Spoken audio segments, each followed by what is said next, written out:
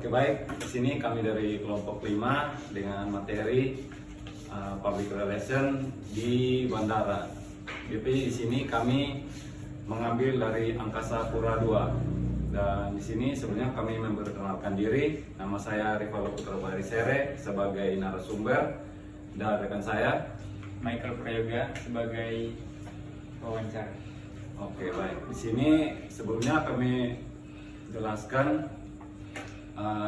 Di sini kami membuat wawancara ini dari situs atau jurnal yang kami dapat, tidak dengan langsung dari narasumber yang ada di bandara sana atau di Angkasa Pura II. Di sini kami mengambilnya dari jurnal. Baik, langsung saja pertanyaan dan dari rekan saya. Baik. Untuk pertanyaan yang pertama, apa sih fungsi dari humas yang ada di Angkasa Pura II? Baik, di sini fungsi humas dari Angkasa Pura II, PT Angkasa Pura II dengan salah satu cara penanganan yang cepat agar perusahaan tidak mengalami kerugian, di mana dengan mendokumentasikan pemberitaan di media, memanfaatkan sumber daya perusahaan dan media yang dimiliki perusahaan atau disebut kanal-kanal korporasi sebagai bentuk public relation PT Angkasa Pura II. Oke. Untuk yang kedua, peran public relation di Angkasa Pura itu sebegitu penting. Baik, di sini public relation di Angkasa Pura II itu sangat penting ya, karena memiliki peran penting untuk menangani krisis, karena mengingat masa krisis dapat berdampak negatif terhadap citra perusahaan. Dapat dikatakan public relation adalah fungsi manajemen yang strategis. Agar fungsi strategis tersebut berjalan dengan baik, sebaiknya posisi public relation berada di bawah pimpinan puncak agar memiliki wewenang yang memungkinkan. Fungsinya dapat dijalankan secara efektif, mengingat dampak negatif dan kerugian besar bahkan citra perusahaan akan terganggu ketika terjadinya krisis. Oke, baik. Dan untuk pertanyaan yang ketiga, bagaimana sih manajemen public relation dalam mengatasi masalah yang muncul?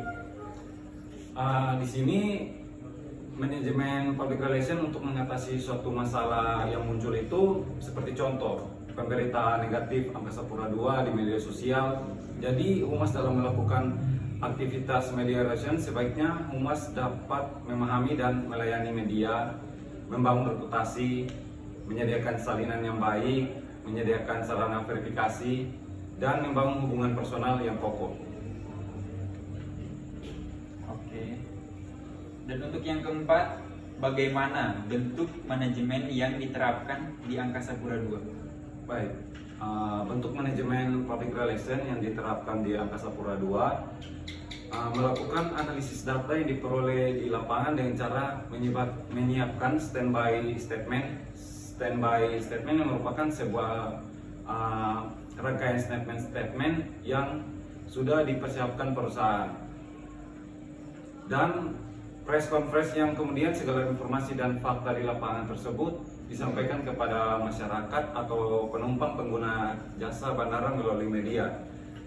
Selain itu, public relation PT Angkasa Pura II juga harus selalu update informasi ke media, baik secara formal maupun informal, agar informasi antara perusahaan dengan media itu seimbang.